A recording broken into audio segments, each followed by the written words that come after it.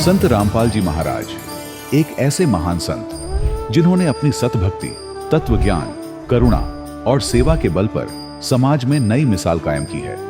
संत रामपाल जी महाराज की अगुवाई में उनके सभी सतलोक आश्रमों से समाज कल्याण के अद्भुत कार्यों ने समाज को सुनहरे भविष्य की एक नई उम्मीद दिखाई है। संत रामपाल जी महाराज से नाम दीक्षा लेने के बाद लाखों लोगों की लाइलाज बीमारियां जैसे कैंसर, एड्स आदि ठीक हुई। संत जी के ज्ञान से प्रेरित होकर उनके अनुयायियों ने लाखों यूनिट रक्तदान किया। संत जी ने लाखों बहन बेटियों का दहेज मुक्त विवाह करवाया।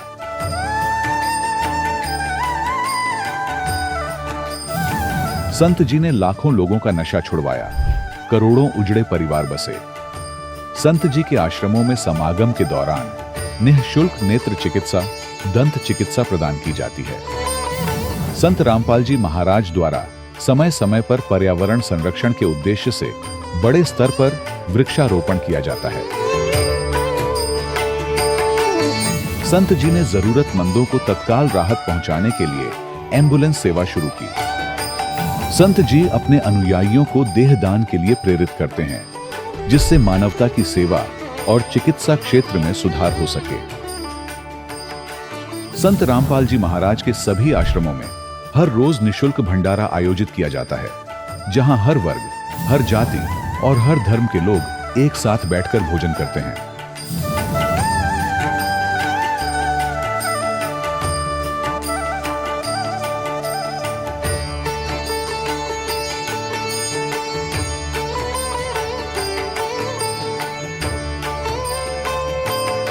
संत रामपाल जी महाराज के आश्रम में हजारों बुजुर्गों को सम्मान और प्यार के साथ जीवन जीने का अवसर मिलता है। उनके खाने, रहने और स्वास्थ्य की पूरी जिम्मेदारी संत रामपाल जी महाराज उठाते हैं। अनाथ बच्चों के लिए संत रामपाल जी महाराज के सभी आश्रम किसी वरदान से कम नहीं। यहाँ उन्हें शिक्षा, संस्कार और भविष्य के लिए बेहतर अवसर प्रदान किए जाते हैं। चाहे बाढ़ हो, भूकंप या महामारी, संत रामपाल जी महाराज और उनके अनुयायी हमेशा ही जरूरतमंदों के लिए सबसे आगे खड़े रहते हैं। कोविड महामारी के दौरान संत रामपाल जी महाराज के आश्रमों से करोड़ों लोगों के लिए भोजन, दवाइयां और जीवन रक्षक सामग्रियां उपलब्ध कराई गई। चाहे गरीब की मदद हो या किसी शोषित और पीड़ित वर्ग के हक और सम्मान की लड़ाई, संत रामपाल जी महाराज ने हमेशा ही उनकी दबी आवाज को सरकारों तक पहुंचाया है और उन्हें उचित न्याय दिलवाने में अहम भूमिका अदा की है। समाज में आध्यात्मिक और सामाजिक मूल्यों के प्रति जागरूकता लाने में संत रामपाल जी महाराज हर कदम पर मानवता के सच्चे सेवक साबित हुए हैं। संत रामपाल जी महाराज का जीवन हमें सिखाता है कि सच्ची सेवा वही है जो निस्वार्थ भाव से की जाए। आइए हम भी इस महान सेवा के कार्य में इस महान संत से जुड़ें और संत रामपाल जी महाराज से नाम दीक्षा लेकर अपने जीवन को धन्य बनाएं।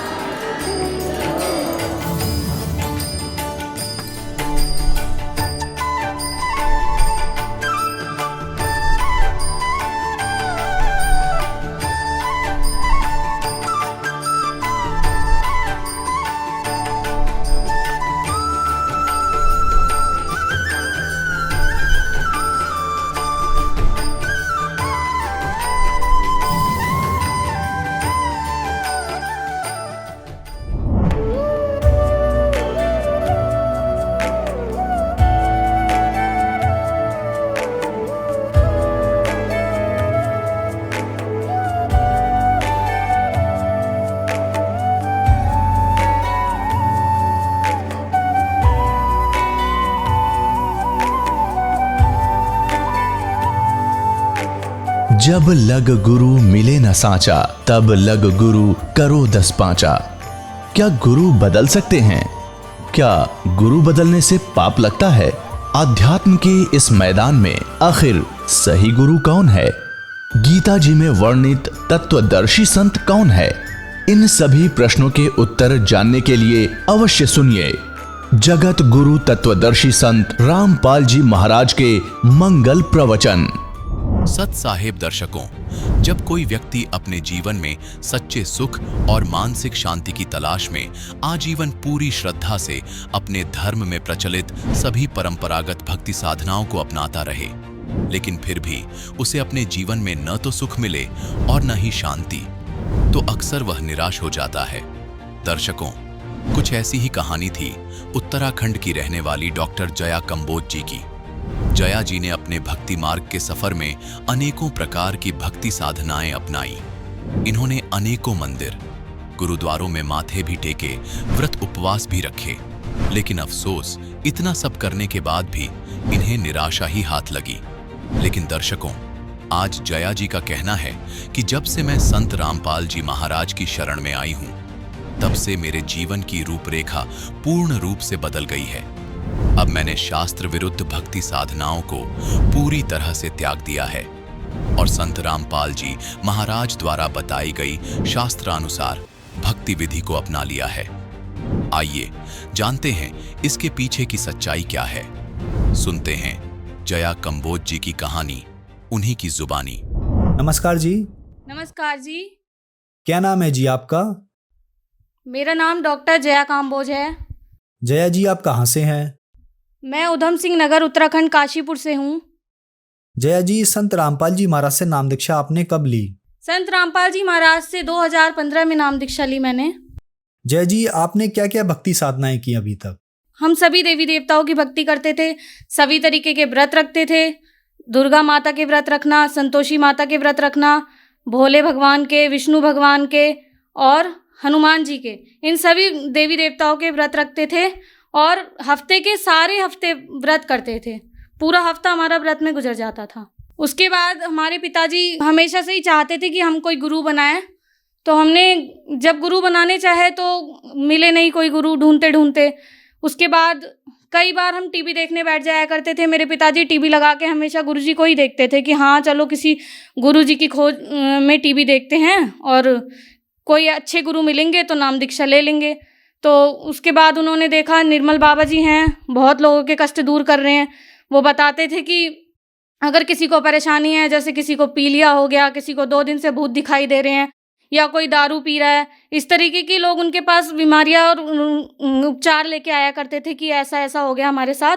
तो वो बताया करते थे कि हाँ वहाँ देवी जी का मंदिर है, वहाँ बोतल चढ़ा देना या फिर समोसे खिला देना, गरीबों को बांट देना। इस तरीके से बताते थे वो। तो हम मान जाते थे कि हाँ, हमें जब ज्ञान नहीं किसी चीज़ का तो हम मानते थे कि हाँ हो सकता है ऐसा करने से हमारे थोड़े पुण्य बढ़े और हमें गुरुजी मिले, तो हमें भी थोड़ी मोक्ष की चाह थी कि हमें भी मोक्ष मिलेगा, क्योंकि गीता में लिखा है ना, गुरु के बिना मोक्ष नहीं है।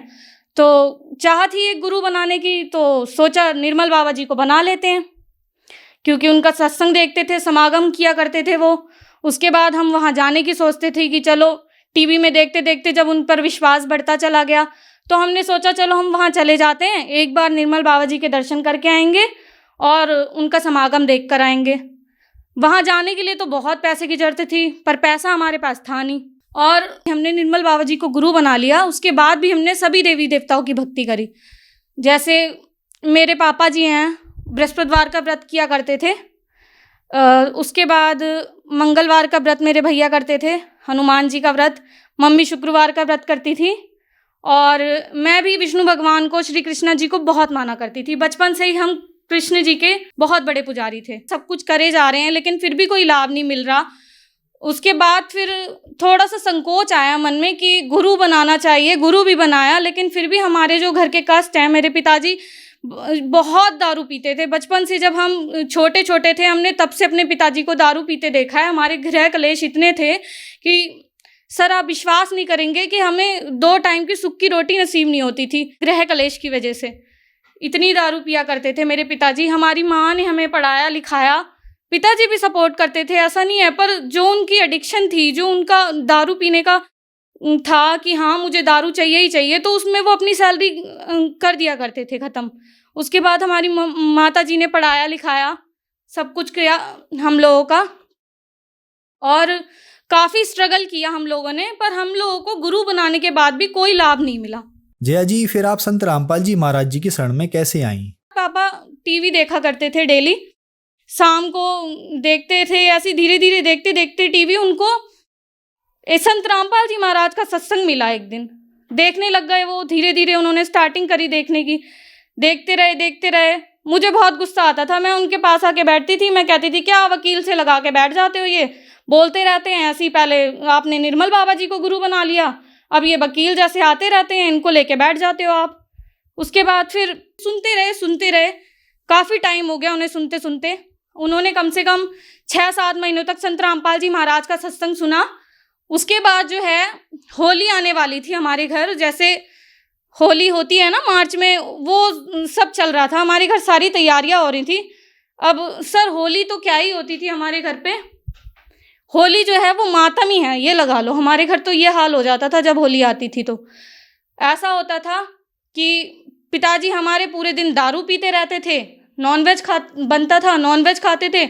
उनके जो फ्रेंड्स हैं वो भी आया करते थे, और सारे दिन मतलब हमारा यही होता था। इस बार होली थोड़ी हमारी अलग हुई संत रामपाल जी महाराज की वजह से, क्योंकि पापा ने 6-7 महीने से जो संत रामपाल जी महाराज के सत्संग सुने थे, उन्होंने होली के दिन से एक दिन पहले ही सोचा कि मैं आश्रम चला जाता हूँ जहाँ संत रामपाल जी महाराज का आश्रम है।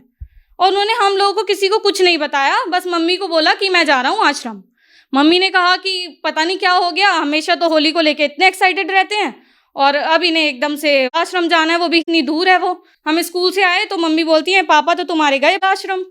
हमने कहा चलो ठीक है, अब पता नहीं कौन से गुरु बना के आएंगे। इन्होंने पहले हमें निर्मल बाबा में लगा के रखा, और अब ये जो संत रामपाल जी महाराज पता नहीं कौन से वकील जैसे बैठे रहते हैं, उनको अब गुरु बनाने के लिए चले गई है। लेकिन एक थोड़ा सा मन में थी संतुष्टि कि हाँ चलो इस बार पापा किसी अच्छे काम के लिए गए हैं। घर में हमारे ना दारू आई और ना ही मीट मच्छी बना उस दिन, कुछ भी नहीं, कोई नॉनवेज नहीं बना हमारे घर। पहली होली जन्म से लेके अब इतनी बड़ी हो गई मैं, अब तक की पहली होली ऐसी थी हमारी, हमने इतनी सुकून की होली बिताई। फिर उसके बाद पिताजी ने मेरे वहाँ जाने के बाद नाम दीक्षा ली संत रामपाल जी महाराज से। वो घर आए, उन्होंने हमें सारी बातें बताई कि संत रामपाल जी महाराज कि यहाँ कोई भी गरीब कोई भी अमीर इस चीज़ का कोई भेदभाव नहीं होता। वहाँ रिच एंड पुअर जो हैं सब एक ही लाइन में बिठाए जाते हैं और सबको देसी घी का भंडारा करवाया जाता है। हर तरीके से उनको अच्छे से ट्रीट किया जाता है। उन्हें कभी ये वो नहीं होने देते हैं कि तुम गरीब हो तो तुम पीछे बैठोगे या तुम अमीर हो तुम आगे बैठोगे। 1 रुपया नहीं लिया जाता वहाँ। संत रामपाल जी महाराज हर तरीके से निःशुल्क नाम दीक्षा देते हैं और सभी लोगों की बहुत ज़्यादा हेल्प करता है हर कोई वहाँ पे। जैसे जो संत रामपाल जी महाराज के शिष्य थे, जब उनसे पापा पहली बार मिले तो वो हमें बताते हैं कि मुझे ऐसा लग ही नहीं रहा था मैं कहीं और आया हूँ, मुझे तो ऐसा लग रहा था मैं अपना परिवार में ही बैठा हुआ हूँ। वहाँ पे सबका नेचर इतना अच्छा था। जो इंसान बचपन से दारू पीता हो उस इंसान ने एकदम दारू त्याग दी हो।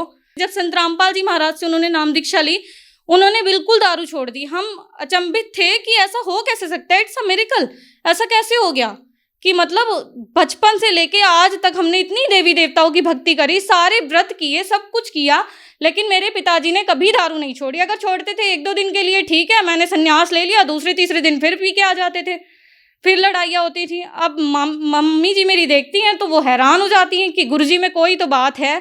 संत रामपाल जी महाराज ऐसे इंसान नहीं हो सकते जो एक दिन में दारू छुड़वा दें मेरे पति की या मेरे हस्बैंड की। उसके बाद मम्मी को भी मेरी थोड़ा थोड़ा विश्वास अंदर से होने लगा, हालांकि वो मानने को तैयार नहीं थी कि हाँ ऐसा है। फिर उनके मन में इच्छा जागरूक हुई कि चलो मैं एक बार देख के आती हूँ जाके। फिर वो जाने के लिए कहने लगी तो भैया बोलते हैं चलो मैं भी चलता हूँ। तो मम्मी तो मेरी नाम दीक्षा ले ही लेती कि नहीं, गुरुजी ने तो मेरे पति को सुधार के रख दिया। एक बीड़ी पीने वाला इंसान, दारू पीने वाला इंसान, एक स्मोकर के पास भी नहीं बैठ रहा। अब तो कुछ तो ऐसा है इनके अंदर कि इन्होंने मेरे घर वाले को सुधार के रख दिया, हस्बैंड को मेरे बिल्कुल सुधार दिया। मेरी जो भाभी हैं डॉक्टर्स को चेकअप के लिए दिखाने जाती थी तो सब कुछ नॉर्मल चल रहा था काफ़ी हद तक। 3-4 महीना जब उनका हुआ तो हम लोग रात में जा रहे थे, सडनली ऐसा कुछ हवा का चक्कर हुआ या क्या हुआ कुछ पता नहीं चला उस समय, पर कुछ ऐसा हुआ जिससे मेरी भाभी बिल्कुल विचलित हो गई, बहुत ज़्यादा परेशान हो गई और उनका जो है मिसकैरेज हो गया। सडनली क्या हुआ हमें खुद पता नहीं चला, ना वो गिरी ना कुछ हुआ ऐसा, पर कोई ऐसा हवा का चक्कर होता है। वो भी शुरू से शिव शंकर जी की भक्ति करती थी, वो उन्होंने शादी के बाद कह दिया कि तुम्हें जो भक्ति करनी है वो कर लो और मैं जो करूँगी भोलेनाथ की पूजा वो मैं करूँगी, मैं और कोई पूजा नहीं करना चाहती। तो पता नहीं क्या हुआ उनके साथ ऐसा, जो उनका मिसकैरेज हो गया। उसके बाद डॉक्टर्स के पास गए, डॉक्टर्स ने कह दिया कि ओवरी जो है वो पूरी तरीके से इन्फेक्टेड हो चुकी है, अब जो है माँ बनना बहुत मुश्किल है। ऐसी सारी बातें उन्हें कहीं तो बहुत डिप्रेस्ड हो गई, वो बहुत परेशान हो गई, बहुत उनका विश्वास एकदम उठ सा गया हर चीज़ के ऊपर से। बहुत रोती थी, डिप्रेस्ड हो गई बिल्कुल एकदम, घर में बैठी रहती थी अकेले। और जहाँ मैं थी, मैंने भी संत रामपाल जी महाराज को कभी ये नहीं सोचा था कि मैं इंसान से कभी नाम दीक्षा लूँगी या इनको अपना गुरु बनाऊँगी, क्योंकि मैंने एक ही बार देख रखा था कि हाँ, निर्मल बाबा जो हैं उन्होंने हमें क्या दिया और क्या हमने उनसे पाया। जो भी था, निर्मल बाबा जी के बाद मेरा हमेशा से विश्वास उठ गया था कि मैंने कोई गुरु नहीं बनाने। उसके बाद जब भाभी के साथ ऐसा हुआ, तो फिर पिताजी मेरे कहने लगे, चल बेटा एक बार संत रामपाल जी महाराज जी से नाम दीक्षा लेके देख ले, अगर होता है तो ठीक है, कुछ ना कुछ तो परमात्मा करेंगे ही। अब संत रामपाल जी महाराज जी ऐसे गुरु हैं जो अच्छे अच्छे कैंसर की बीमारियां जिन्होंने एकदम ठीक कर दी हैं, तो हमारा भी कुछ ना कुछ परमात्मा जरूर करेंगे, गुरु जी कुछ ना कुछ जरूर करेंगे संत रामपाल जी महाराज। तो उनका अंदर जो था विश्वास नहीं था, फिर भी उन्होंने नाम दीक्षा ली संत रामपाल जी महाराज जी से। उन्होंने कहा, ठीक है पिताजी, आप कह रहे हो तो मैं चलती हूँ, मैं नाम दीक्षा लेती हूँ, मैं मानूंगी, सब कुछ करूंगी, क्योंकि एक औरत तो ऐसी है कि उसको बच्चा तो चाहिए ही चाहिए, कुछ मिले ना मिले लेकिन बच्चा तो चाहिए ही चाहिए। तो उन्होंने बेबी के लिए कुछ भी किया कि हाँ हमें बेटा चाहिए या बेटी चाहिए, कुछ भी दे, लेकिन दे भगवान। उसके बाद जब मिसकैरेज होने के बाद डॉक्टर्स ने ऐसा कह दिया कि अब कुछ नहीं हो सकता, तो वो बहुत हताश हो गई थी और बहुत रोती थी, डिप्रेस्ड हो गई थी। फिर गुरुजी से नाम दीक्षा ली संत रामपाल जी महाराज से उन्होंने, पिताजी के कहने पे। उनके साथ मैं भी आई थी काशीपुर ढकिया, जहाँ मेरी शादी हुई है, यहाँ पे ही नाम दीक्षा केंद्र है ढकिया में, ढकिया नंबर 1 में। तो यहाँ मैं भी आई उनके साथ कि चलो भाभी आप चल रहे हो तो मैं भी चलती हूँ, देख के आती हूँ। फिर मैं आई उनके साथ, वो तो नाम दीक्षा लेने आई थी। मैंने इन लोगों का सब व्यवहार देखा, सबको देखा कि हाँ किस तरीके से सिंप्लिसिटी से लोग रह रहे हैं। मतलब आज के ज़माने में इतने दिल के साफ लोग और ऐसे सिंप्लिसिटी से यहाँ रह रहे हैं, उनको देख के मतलब थोड़ी हैरानी सी हुई कि क्या ये कोई नया जगत है क्या, अलग ही सारा माहौल था यहाँ पे, देख के सबको हैरानी सी हुई थोड़ी। तो मैंने कहा चलो ले लेते हैं नाम दीक्षा। नाम दीक्षा लेने में क्या, मुझे बंदी थोड़ी ना बना लेंगे संत रामपाल जी महाराज अपने पास, कर तो मैं सभी लूँगी। संत रामपाल जी महाराज से मैंने भी नाम दीक्षा ग्रहण की, मेरी भाभी ने भी की। कुछ टाइम बाद 4-5 महीने हुए, she get pregnant and all because of संत रामपाल जी महाराज। और उसके बाद अब उनके 2 बेटे हैं, सब कुछ संत रामपाल जी महाराज की वजह से हुआ। मेरे पिताजी जो बचपन से एडिक्टेड थे, दारू पीते थे, नशा करते थे, उन्होंने नशा छोड़ दिया। हमारी आर्थिक स्थिति बहुत सुधरी। मेरी भाभी जो कभी प्रेग्नेंट नहीं हो सकती थी, ओवरी इन्फेक्टेड थी उनकी, वो 2 बच्चों की माँ है और बेटे हैं दोनों, परमात्मा की दया से, उनके गुरुजी की संत रामपाल जी महाराज की दया से। उसके बाद संत रामपाल जी महाराज जी की दया से मेरी शादी हुई। मतलब संत रामपाल जी महाराज के शिष्य से मेरी 17 मिनट में रमेड़ी हुई, बिना दान दहेज के। कोई एक पैसे का दान दहेज नहीं लिया इन लोगों ने हम लोगों से, कोई भी। ये भी संत रामपाल जी महाराज के शिष्य हैं जो मेरे हस्बैंड हैं, तो उन्होंने 1 रुपये का दान दहेज नहीं लिया। और ना मैं घर से अपने 1 जोड़ी कपड़ा लेकर आई थी, कुछ भी नहीं लेके आई। मेरे जो यहाँ पिताजी माताजी हैं, उन्होंने सब कुछ अरेंज करके रखा हुआ था मेरे लिए पहले ही। उसके बाद संत रामपाल जी महाराज की दया से मुझे एक बेटा भी मिला। और उसके बाद कुछ मैंने महसूस किया कि वो रात रात को कराहता रहता था, बिल्कुल परेशान रहता था। तो हमने उसको डॉक्टर को दिखाया, बेटे को मेरे। तो डॉक्टर्स ने कहा, उसका पूरा टेस्ट किया, पूरी बॉडी का टेस्ट किया उसका। 1-2 बार तो उन लोगों ने हम लोगों को बुलाया, काफ़ी देर तक बिठाया, बताते नहीं थे कि क्या है क्या नहीं है। फिर उन्होंने टेस्ट किया तो मेरे माता पिता गए थे, मेरे जो इन लॉज हैं वो वहाँ गए थे। उनको बताया उन्होंने कि इसको लेफ़्ट लेग में जो है हर्निया है, उसको बेटे को इनके। तो इन्होंने मुझे नहीं बताया, बाद में मुझे बताते हैं कि ऐसा ऐसा है। डॉक्टर्स ने बोला है कि जब ये 10 kg का हो जाएगा तो इसका जो है ऑपरेट करके ये लेफ़्ट लेग का जो हर्निया है, जो कि सिर्फ ऑपरेशन से ही ठीक होता है, तो ये निकालना पड़ेगा इसको, सिजेरियन करके जो भी करना है, ऑपरेशन करके इसको जो है निकालना पड़ेगा। ये ऐसे ठीक नहीं हो सकता जब ये पूरे 10 किलो का हो जाएगा। तो बहुत रोए, बहुत घबराती थी मैं, परमात्मा मुझे इतना प्यारा बच्चा दिया है आपने, उसके बाद मेरे को ऐसे कैसे मेरे बच्चे को हर्निया हो गया और क्या होगा मेरे बेटे का। इतनी परेशान हो गई थी मैं कि संत रामपाल जी महाराज क्या करूँ अब मैं, मेरे इतना सुंदर बेटा दिया है आपने मुझे, और उसके बाद मेरे बेटे को हर्निया, ऐसा कैसे हो गया, कहाँ हमसे कोई गलती हो गई। तो संत रामपाल जी महाराज जी को हमने फिर अरदास लगाई नंबर से अरदास लगाते हैं संत रामपाल जी महाराज को। तो वहाँ से आया, बिटिया घबराओ मत, भक्ति ठीक करो अपनी, सब कुछ ठीक हो जाएगा।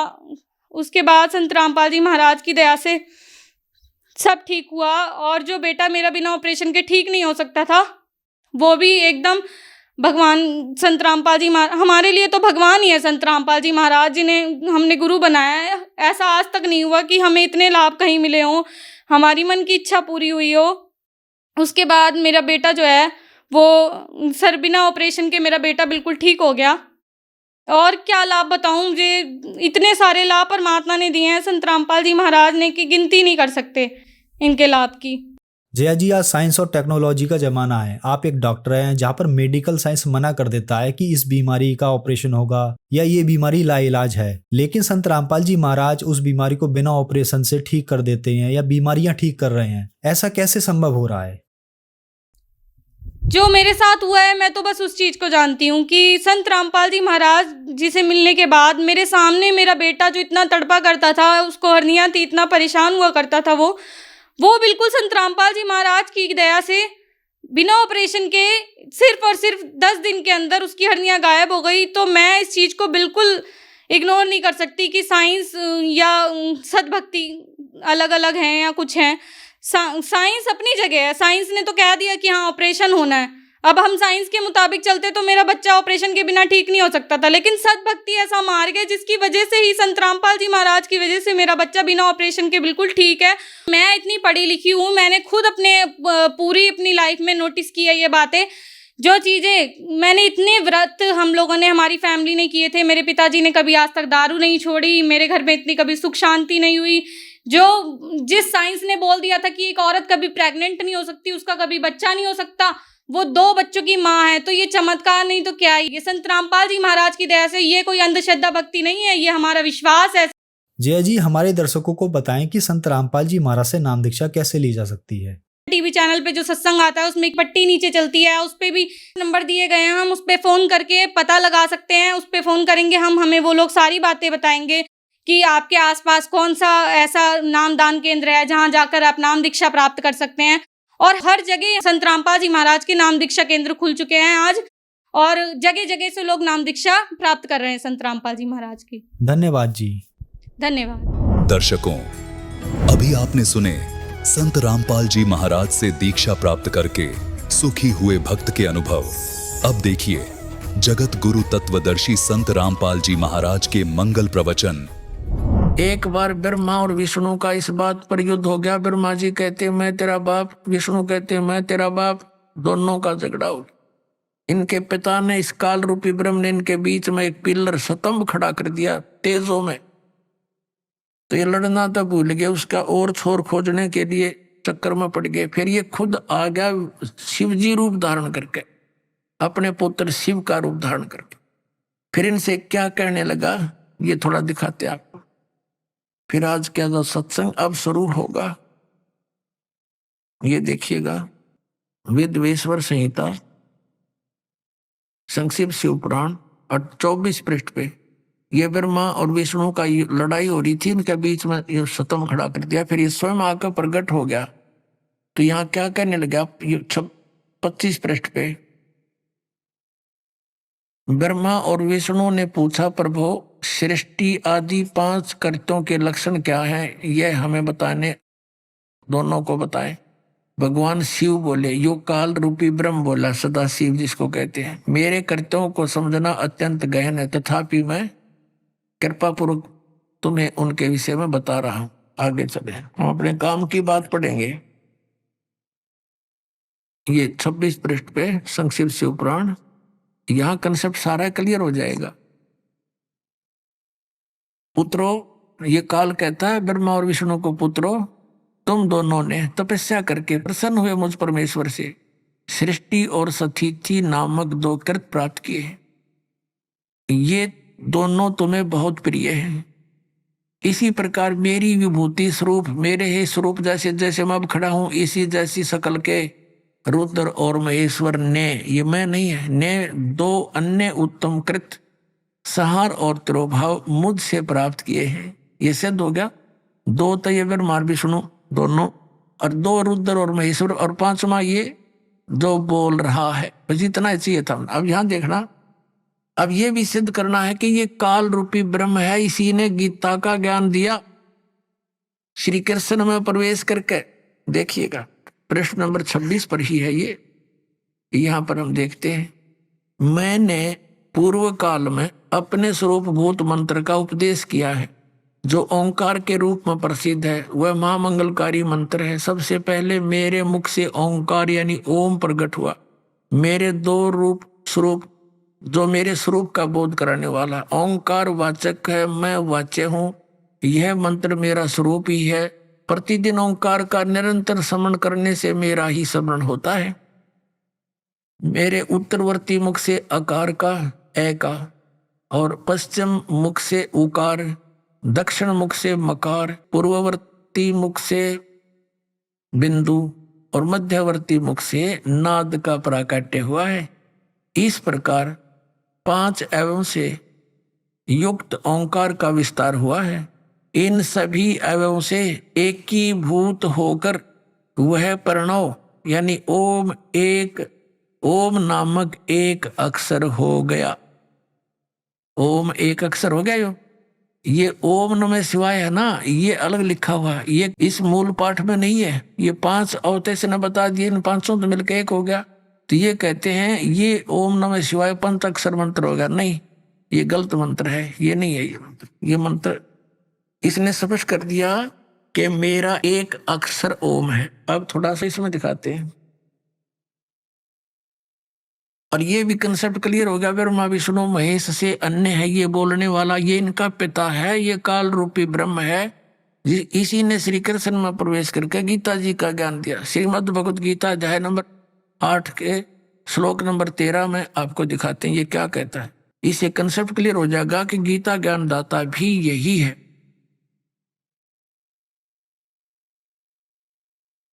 ये गीता प्रेस गोरखपुर से प्रकाशित है। ये जयदयाल गोविंद का इसके अनुवादक है। ये देखिएगा अध्याय नंबर 8 श्रीमद् भगवत गीता, यहां देखना मंत्र नंबर 13। ये 13 नंबर मंत्र है। इसमें स्पष्ट किया है कि ओम इति एकाक्षरम ब्रह्म व्यवहारण माम अनुस्मरण ये प्रियाति तदन देहम सयाति परमाम गतिम। अब ये यहां से शुरू होता है क्योंकि 12 और 13 इकट्ठा अनुवाद किया उन्होंने। 13वें का यहां से शुरू होता है। जो पुरुष ओम, इस ओम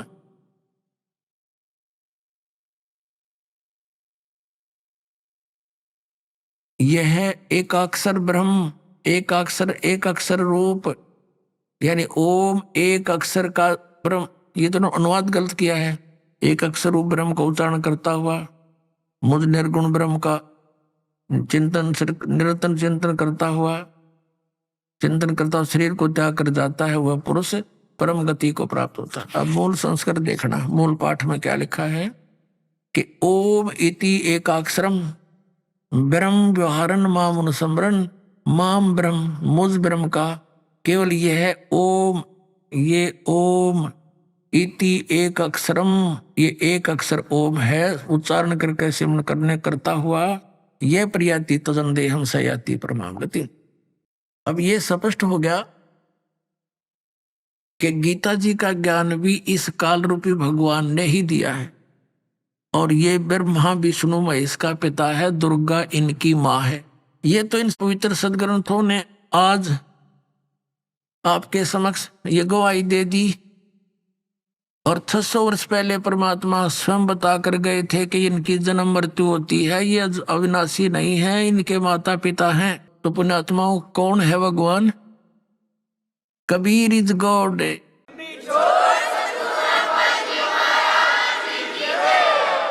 वो कबीर परमात्मा जिसको अशिक्षित कहा करते थे कि क्या जाना ये दानक सदग्रंथों के बारे में, और उस परमात्मा के द्वारा दिया हुआ ज्ञान 600 वर्ष पहले प्रमाण। तो इनसे अब हमें ये दृढ़ होगा कि हु इज गॉड। अपने आत्माओं जब धर्मदास जी को ये बात समझ में आ गई कि भगवान सारी है साची, तो कहा है भगवान हे परमात्मा हमारा उद्धार कैसे होगा, आपकी बात को कोई सुनता ही नहीं।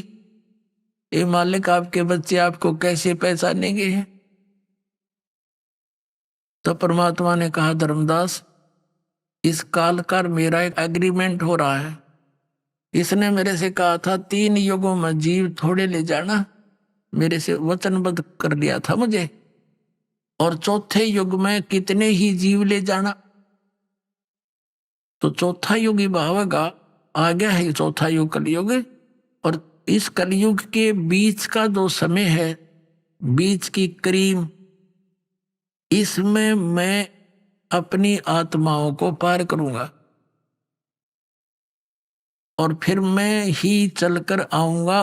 तब तक ये काल मेरे नाम तय 12 पंथ चलाओगा नकली, और उसके बाद फिर और अनेक पंथ चलाओगा, सबको भ्रमित करेगा। इसने कहा था कि 12 पंथ करूं मैं साजा, नाम तुम्हारा ले करूं आवाजा।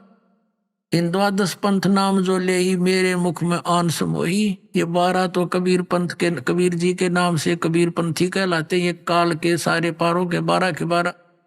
फिर कहा, और अनेक पंथ चलाऊं या विद जीवों को भरमाऊं, देवी देवल और धाम पुजाऊं। कहा था, जोग जीत जाओ संसारा, जीव न माने कहा तुम्हारा। जीव तुम्हारा कहा न माने, हमरी और हो बाद बखाने। कहा था, काल नहीं सा कर दूंगा कि तेरी बात ने कोई नहीं सुनेगा, नकली सतलों की महिमा गाने वाले नरे पंथ चला दूंगा। जब तुम जाओगे उससे पहले तो सारे डूंडा पाट दूंगा, और तेरे दूत का जो तुम भेजेगा या आओगे तुम, तुम्हारी कोई नहीं सुनेगा। तब धर्मदास ने कहा, भगवान फिर कैसे बात पड़ेगी दाता, आगे तो कलयुग घोर आवेगा। अब तो लोग बहुत धार्मिक हैं, परमात्मा को चाहने वाले, डरने वाले हैं, और फिर कब दया होगी दाता। अब न मान रही है आपकी एक भी बात को। तो परमात्मा ने कहा था, धर्मदास, जब युग कलयुग 5505 वर्ष जब बीत जाएगा, तब हम अपने इस ज्ञान का प्रचार करेंगे। तब मैं अपने दास को भेजूंगा, और वो जो है मेरी ही शक्ति के आधार से सब ज्ञान प्रचार करेगा।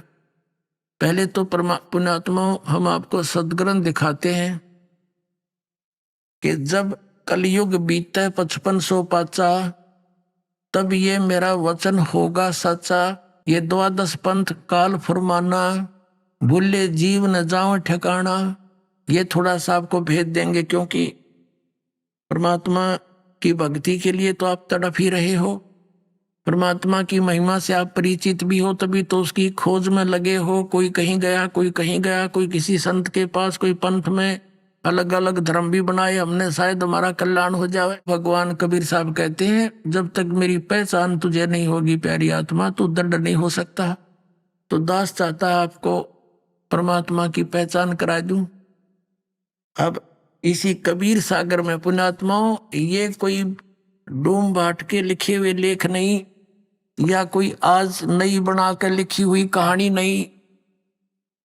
अब वो 12 पंथ के बारे में कैसी जानकारी दी है परमात्मा ने, देखिएगा इसी कबीर सागर में। ये है कबीर सागर, वही जो आपको दिखाया था खेमराज श्री कृष्णदास प्रकाशन मुंबई से। और यहां देखना,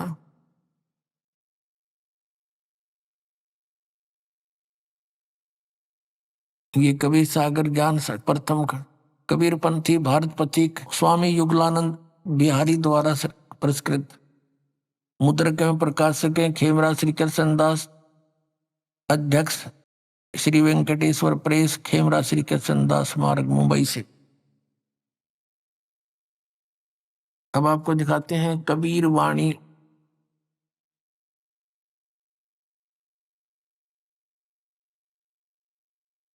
ये 12 पंथ कहा था काल ने, 12 पंथ चलाऊंगा। कबीर वाणी ये चैप्टर है, बोध सागर इसका खंड है, और इसके 136 पृष्ठ पे क्या कहा है, 12 पंथ चलो सो भेद, 12 पंथ काल फुरमाना, और भूले जीव न जाए ठिकाना। ताते आगम कह हम राख्या, वंश हमारा चूड़ामणि शाखा। प्रथम जग में जागू भरमावे, बिना भेद वो ग्रंथ चुरावे। दूसर सुरत गोपाल सोई, अक्सर जो जोग दृढ़ावे सोई, तीसरा मूल निरंजन, चौथा टकसार है। फिर ऐसे ये ब्रह्म लो, छठा सतनामी, सातवां यो जीवा पंथ और आठवां राम कबीर पंथ। ये यहाँ ये तो है पद्य भाग में।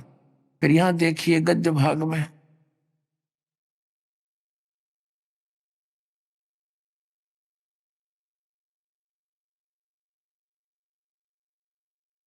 ये है कबीर चरित्र बोध। ये कबीर चरित्र बोध, इसके यहाँ बोध सागर के 1870 पृष्ठ पे यहाँ कति क्लियर किया है कबीर साहिब के पंथों का वर्णन, यानी कबीर साहिब के नाम से।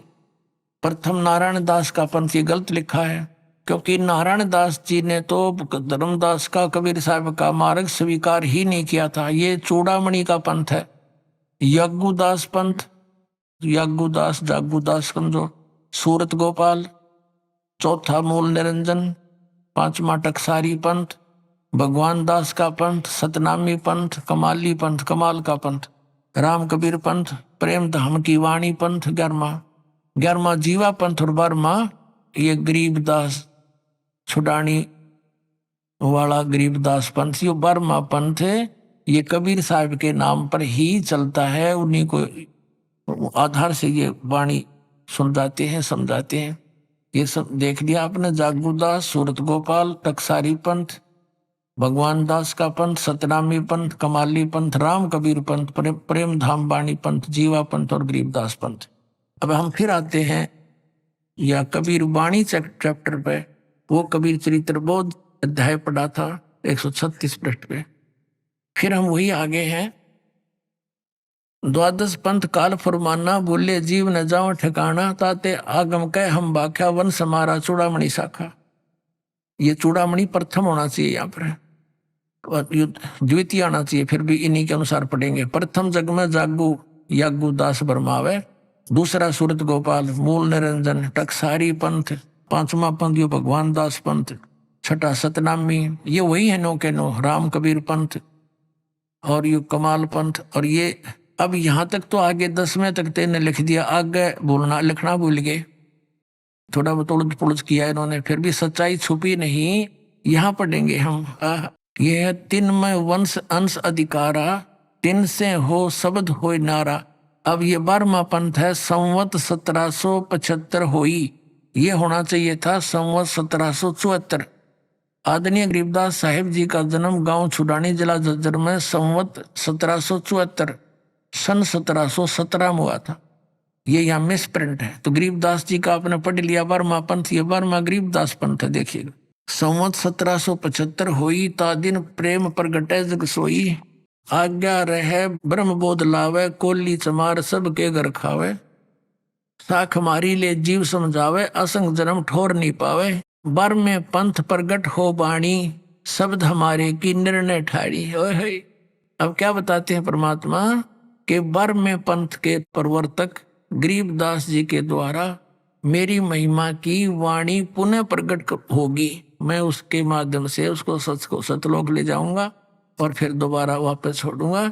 मेरी महिमा की वाणी यथार्थ वो फिर लिखेगा, क्योंकि कबीर पंथ में ये कबीर साहिब के नाम से नकली 12 पंथ चल गए, इनमें गड़बड़ी कर दी, कबीर सागर में फेर बदल, कबीर साखियों को अपने हिसाब से कुछ मोल्ड कर लिया।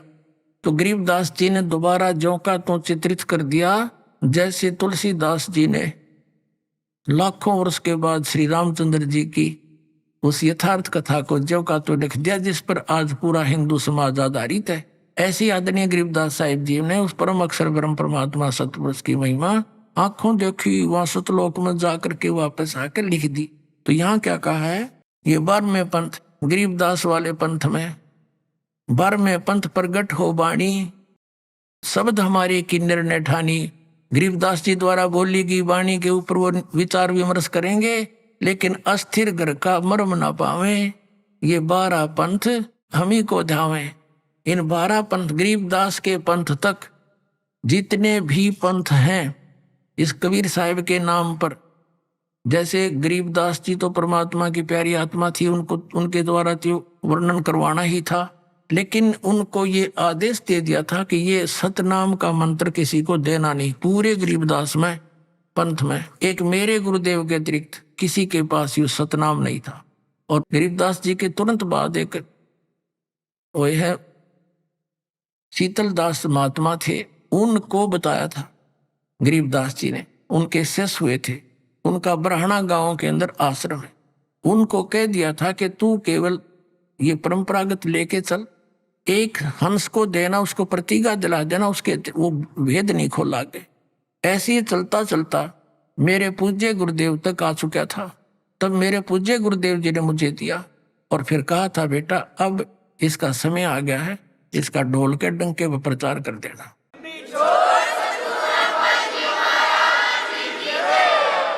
तो ऐसे ये चलता चलता एक गुप्त रखा गया, जैसे आदरणीय नानक साहिब जी से कहा था कि अभी इसको सतनाम का प्रचार ना करना। आपने जन्म साखी भाई बाले वाली में देखा कि ऊपर सचखंड में नानक साहिब जी गए और वहाँ निरंकार, ये उसको निरंकार कहते हैं, लेकिन वो साकार में लिखा है कि तेजों में तकत का ऊपर ऊपर परमात्मा बैठे थे। अब ये थोड़ा भूल भुलैया भी करनी थी संतों ने, तो वहाँ परमात्मा बैठे थे तेजों में शरीर में, और उन्होंने नानक साहिब जी से कहा था कि ते आपको सतनाम का प्रकाश के लिए भेजा है। तो नानक साहिब जी ने कहा, हे परमात्मा, आपका जहाँ जहाँ आदेश होगा वहाँ वहाँ सतनाम का प्रकाश करूँगा, ना तो नहीं करूँगा। तो इन सबको कह दिया था, धर्मदास मेरी लाख तो आई, ये मूल ज्ञान की दबार नहीं जाई, उसी के आधार से आगे चलते हैं। अब क्या बताया परमात्मा ने, 12वां पंथ प्रगट हो बाणी हवै, है नहीं, ये हव माने होवे, शब्द हमारे का निर्णय ठानी, अस्थिर घर का मर्म ना पावे, ये 12 पंथ हम ही को ध्यावे। गरीबदास पंथ तक को कह दिया कि इसके अनुयायी भी मुझे ही इष्ट रूप में ध्यावेंगे, लेकिन स्थिर अस्थिर माने स्थाई स्थान सतलोक को नहीं प्राप्त कर सकते। फिर क्या बताया है, बर में पंथ हम ही चल आवे, गरीबदास वाले पंथ में आगे चल के हम ही आवेंगे, और सब पंथ मिटा के एक पंथ चलावे। होय होय, सब पंथ मिटा के एक पंथ चलावे।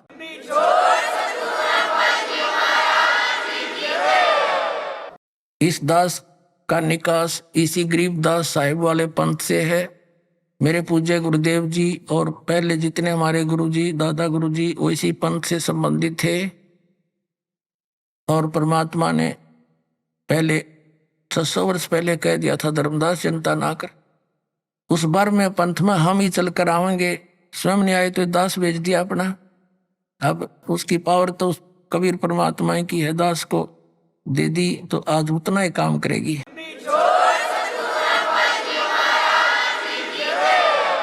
देखिए, बर में पंथ हम ही चल आवे, सब पंथ मिटा एक ही पंथ चलावे, सब पंथ मिटा के। फिर क्या बताया, प्रथम चरण कलयुग निर्याणा, तब मगर मांडो मैदाना। कलयुग का जो प्रथम चरण है वो मगर के अंदर जब मैं सह शरीर जाऊंगा तो वो प्रथम चरण होगा। अब पुण्यात्माओं, परमेश्वर कबीर जी ने कलयुग को 3 भागों में बांटा है। प्रथम चरण में स्वयं आए थे, अरे बिचली पीढ़ी में ये दास भेज दिया, और लास्ट की पीढ़ी भक्ति करने योग्य नहीं रहेंगे, वो तो कति नकली हो जाएंगे। तो अब भक्ति की आस्था जीवित है भक्तों में। ये नास्तिक होने के कागार पर पहुंच चुके थे, क्योंकि नकली पंथों के पास गलत साधना कर कर इन्होंने कान भी बहरे कर लिए, गोड्डे भी कंडेम हो गए बैठ बैठ के। ये कोई साधना थी? तो अब ये नास्तिक हो जाते। चीन जैसी हालत भारत में हो जाती कुछ दिनों के अंदर कि भगवान की तना लाग गए थे, गुड्डी घाटी लान सारे तकरीबन।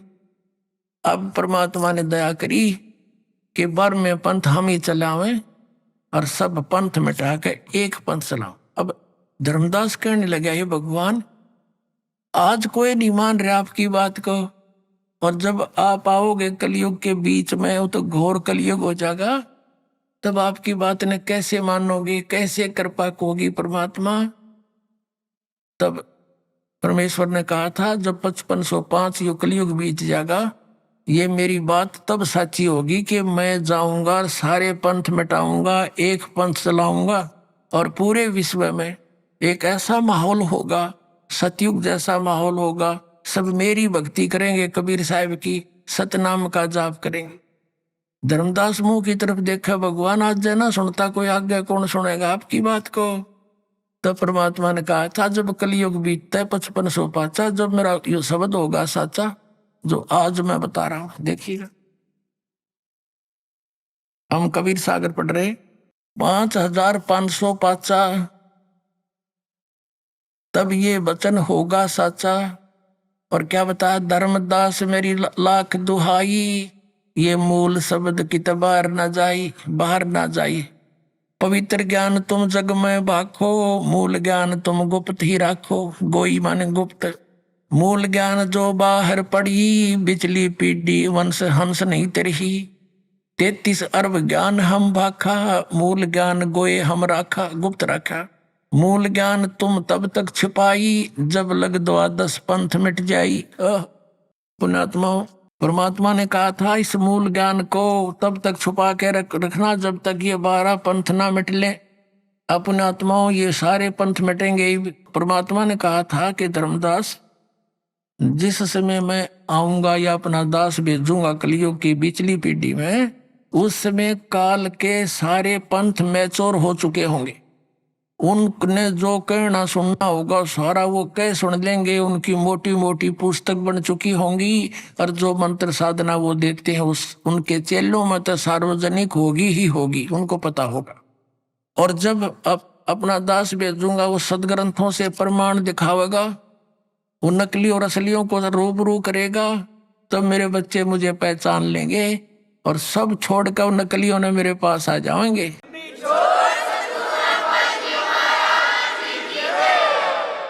जिसमें परमात्मा की और काल की वहां तकरार हुई थी, उसमें उनकी वार्ता से थोड़ा शांत लेते हैं। देखिएगा, ये सबसम वेद बोध, सबसम वेद बोध, ये कबीर सागर है इसका, और इसके 121 पृष्ठ पे यहाँ क्या लिखा है। सतयुग त्रेता द्वापर माही, तीनों युग जीव थोड़े जाही। चौथा युग जब कलयुग आई, तब तब शरण जीव बहु जाई। ऐसा वचन हर मोह दीजय, तब संसार गवन तुम कीजय। यू काल कह रहा है परमात्मा को। काल ने कहा ज्योति निरंजन ने। अब कबीर परमात्मा ज्ञानी यानी सतगुरु रूप में खड़े थे वहां पे। अरे काल पर पंच पसारा, तीनों युग जीव दुख में डारा। बिनती तोर लीन में मानी, मोह को ठग लिए काल अभिमानी। चौथा युग जब कलयुग आई, तब हम अपनो अंश पठाई। घर घर देखो बोध बिचारा, सतनाम सब ठोर उचारा। और 5500 पाचा, तब ये वचन होएगा साचा। कलयुग बीत जाए जब एता, सब जीव परम पुरुष पद चेता। होय होय होय।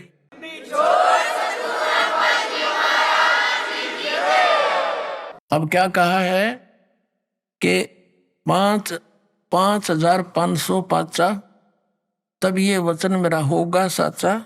कलयुग बीत जावे जब एता, सब जीव परम पुरुष पद चेता। ओए होए, पद चेता, पद माने वे ऑफ वर्शिप के ज्ञाता हो जाएंगे परमात्मा के, उस परम पद के और पद्धति के, वो उस पूरे सतनाम के।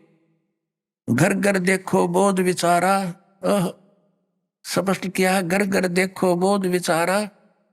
पर मेरा ज्ञान घर घर में विचार होगा। और सतनाम सब ठोर उचारा। इस सतनाम का कितनी डूंडा पाट देंगे, डंडोरा पीट देंगे, सब जग सब जाप किया करेंगे इस सतनाम का। और ये मेरा वचन जब सच्चा होगा, जब 5505 कलयुग बीत जाएगा, आय हाय, तब सभी जीव परम पुरुष पद चेता, उस सभी जीव परमात्मा के उस परम पद के ज्ञान को समझेंगे। अब ये कंसेप्ट क्लियर करना पड़ेगा कि अब ये कलयुग बीत कितना गया। दर्शकों, कलयुग 4,32,000 वर्ष का होता है। तो अब हमें देखना यह है कि आज कलयुग कितना बीत चुका है और कलयुग के 5,505 वर्ष कब पूरे होते हैं, क्योंकि कबीर साहिब जी ने भी कलयुग के 5,505 वर्ष बीतने को विशेष बताया है। दर्शकों, कबीर सागर में बोध सागर के स्वसंवेद बोध के पृष्ठ 121 पर लिखा है, चौथा युग जब कलयुग आई, तब हम अपनो अंश पठाई। कालफंद छूटे नर लोई, सकल सृष्टि परवाणिक होई। घर घर देखो बोध विचारा, सत्य नाम सब ठौर उच्चारा। 5505 तब यह बचन होएगा सांचा। कलयुग बीत जाए जब ये ता, सब जीव परम पुरुष पद चेता। दर्शकों, अब आपको 2 पवित्र पुस्तकों से प्रमाणित करते हैं कि कलयुग के 5505 वर्ष कब पूरे हुए। दर्शकों, यहां हम आपको याद दिलाना चाहेंगे कि इन दोनों पुस्तकों को आदरणीय शंकराचार्य जी व पूरा हिंदू समाज प्रमाणित मानता है। पहली पुस्तक का नाम है ज्योतिर्मय ज्योतिर्मठ, जिसके संपादक, लेखक एवं संकलन करता है विष्णुदत्त शर्मा, और दूसरी पुस्तक का नाम है हिमालय तीर्थ। इसके प्रकाशक हैं रंजू चक्रवर्ती। आदि शंकराचार्य जी की जीवनी पुस्तक में लिखा है कि आदि शंकराचार्य जी का जन्म ईसा जी से 508 वर्ष पहले हुआ था, और पुस्तक हिमालय तीर्थ में भविष्यवाणी की गई है जो आदि शंकराचार्य जी के जन्म से पहले की है। कहा है कि आदि शंकराचार्य जी का जन्म कलयुग के 3000 वर्ष बीत जाने के बाद होगा। अब गणित की रीति से जांच करके देखते हैं कि वर्तमान में यानी सन 2025 में कलयुग कितना बीत चुका है। आदि शंकराचार्य जी का जन्म ईसा जी से 508 वर्ष पहले हुआ था, यानी वर्तमान में ईसा जी के जन्म को 2025 वर्ष हो गए। शंकराचार्य जी का जन्म ईसा जी से 508 वर्ष पहले, यानी शंकराचार्य जी के जन्म को हुए आज 2025 जमा 508 यानी 2533 वर्ष हो चुके हैं। आदि शंकराचार्य की जीवनी पुस्तक के अनुसार आदि शंकराचार्य जी का जन्म हुआ कलयुग के 3000 वर्ष बीत जाने पर, मतलब वर्ष 2025 में कलयुग बीत चुका है। 3000 जमा 2533 वर्ष, यानी गणित के हिसाब से आज कलयुग 5533 वर्ष बीत चुका है। अब देखना यह है कि आज 2025 में से कितने वर्ष कम करने पर कलयुग के 5505 वर्ष पूरे होते हैं। मतलब 28 साल पहले कलयुग के 5505 वर्ष पूरे हो चुके थे। यानी 2025 में यदि कलयुग 5533 वर्ष बीता है तो 1997 में कलयुग 5505 वर्ष बीत चुका था। तो 1997 में 5505 वर्ष कलयुग का बीत चुका था। क्लियर हो गया? तो 1997 में दास को परमात्मा मिले थे और उन्होंने कहा था, बेटा युग कर दे इस काम ने, मैं तेरे साथ रहूंगा, और सार्वजनिक कर दे इस तीनों मंत्रों को।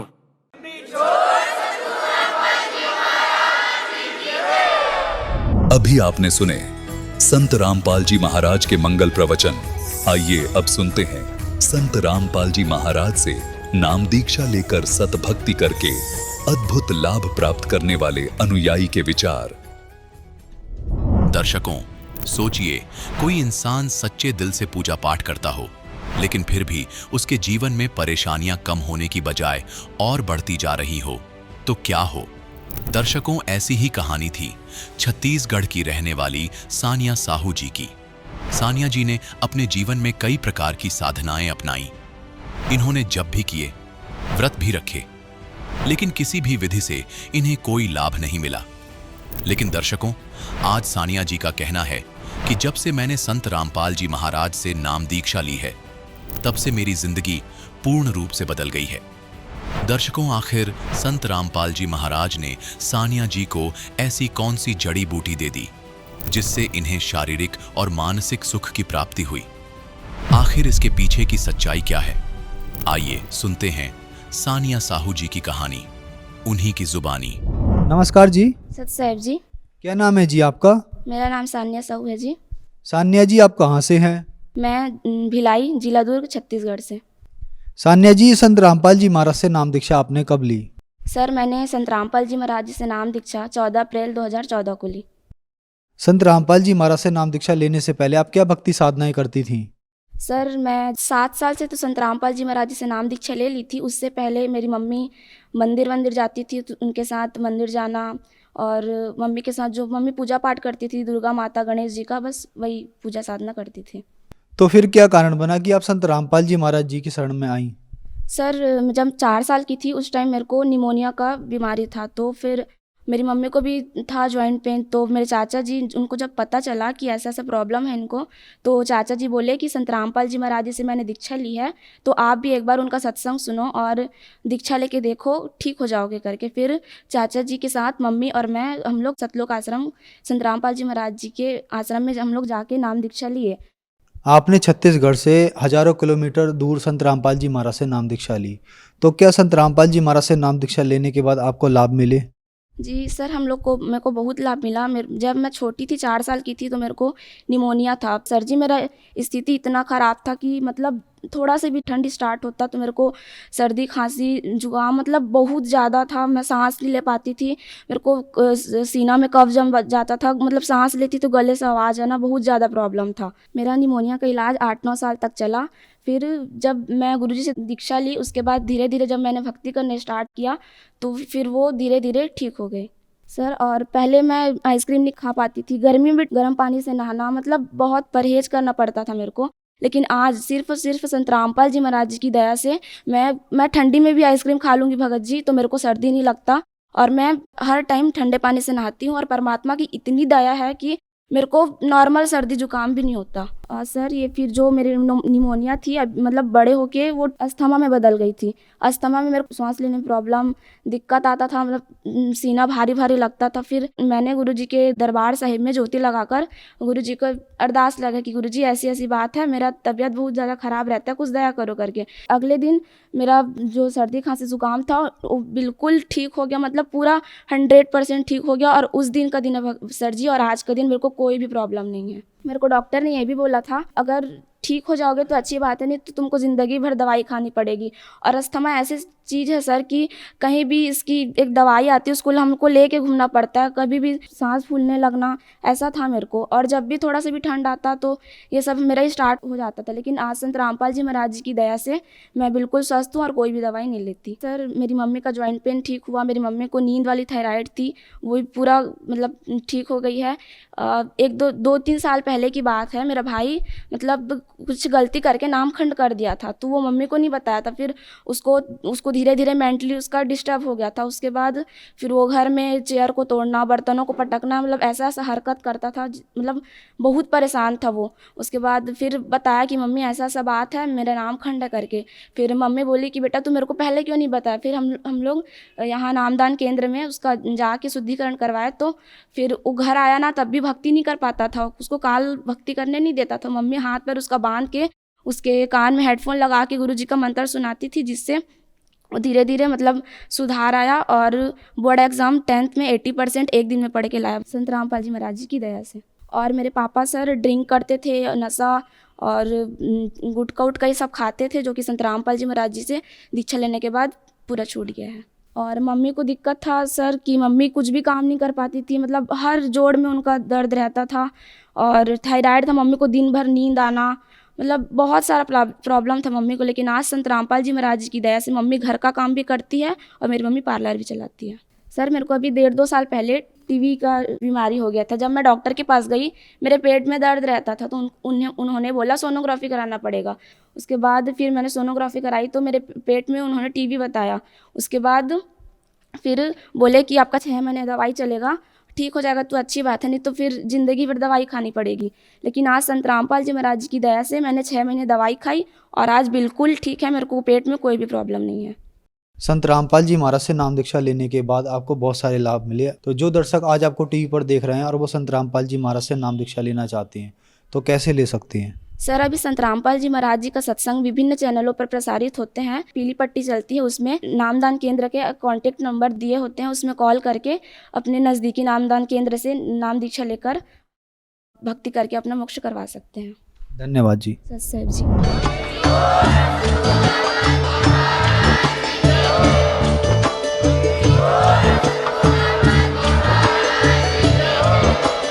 आप सुन रहे थे जगत गुरु तत्वदर्शी संत रामपाल जी महाराज जी के मंगल प्रवचन। अधिक जानकारी के लिए विजिट कीजिए हमारी वेबसाइट www.jagatgururampalji.org। संत रामपाल जी महाराज जी के शुभ आशीर्वाद से पूरे विश्व भर में 500 से भी ज्यादा नाम दीक्षा केंद्र हैं, जिन पर संत रामपाल जी महाराज जी द्वारा ऑनलाइन निशुल्क नाम दीक्षा दी जा रही है। अपने नजदीकी नाम दीक्षा केंद्र का पता करने के लिए संपर्क करें 8222880541।